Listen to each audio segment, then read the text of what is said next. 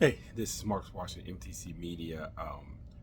Canada's run for the gold ended today with an 82-73 loss to France, and this is a particularly difficult one for Canada because they were playing so well. They were led a lot by their defense, and today, of all days, I feel like we found out how much Canada missed Andrew Wiggins and then not having Zach Edey play. I know Golden State could care less about Andrew Wiggins not playing, but it was huge on a day like today where France, let's be all honest, got some performances from people that you didn't foresee coming. And the funny thing is, in the first two games of the day, teams that ran out the big leads, Greece and especially Australia, which was up by 24, surrendered their leads as games went on.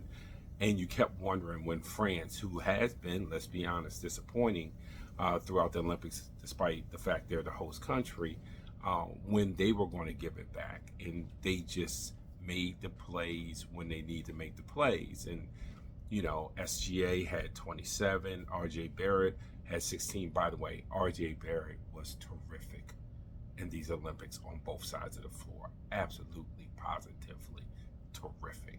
But then you got let down. This was one of these days where you probably need a little bit more offensively out of Dylan Brooks, and he shot 1 for 9. Um, you certainly needed more offensively out of Jamal Murray, and he shot 3 for 13.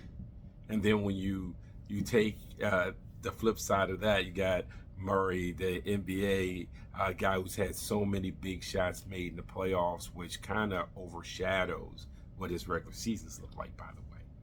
Um, Now all of a sudden he was thrust in the spotlight here where they really needed him to be another option, and he couldn't fulfill that. So for Canada, whose defense has been great, great throughout the Olympics, when they needed more offense, or a guy who could get like a stop here and there, a rebound here and there, especially the rebound portion of it, they just didn't have it. And that's where Zach Edey is missed, where they needed a big, you know, um, Powell and Olenek just weren't the answer in the Olympics. And so this one's a particularly tough one for Canada. And it'll be interesting in 2028 as we see Canadian talent continue to rise and rise and rise, whether it be in the American collegiate system, whether it be in the NBA. In 2028, Canada could very easily be better put together. Not saying individually, but better put together in 2028 in Los Angeles. When you talk about RJ Barrett probably being there, you're talking about SGA probably coming back. And then if Zach Edey decides to play, you get a Zach Edey, and then you start going from there. Lou Dort, who might have a different role by then, but has a role.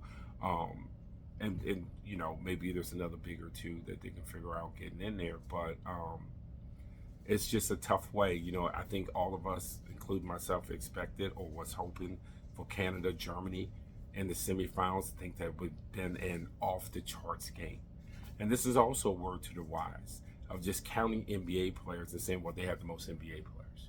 Because outside the United States, I mean, no one has more NBA players than Canada. And they have some darn good ones. And how the games are different, and how the games, the huge difference between the game being 40 minutes and the game being 48 minutes. It's a huge difference. And for Canada, they were just one short today.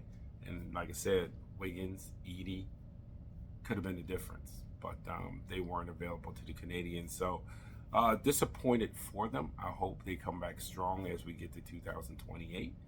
But today was the end of the day. And France has Germany, and the United States will have Serbia. This is Mark Washington, MTC Media.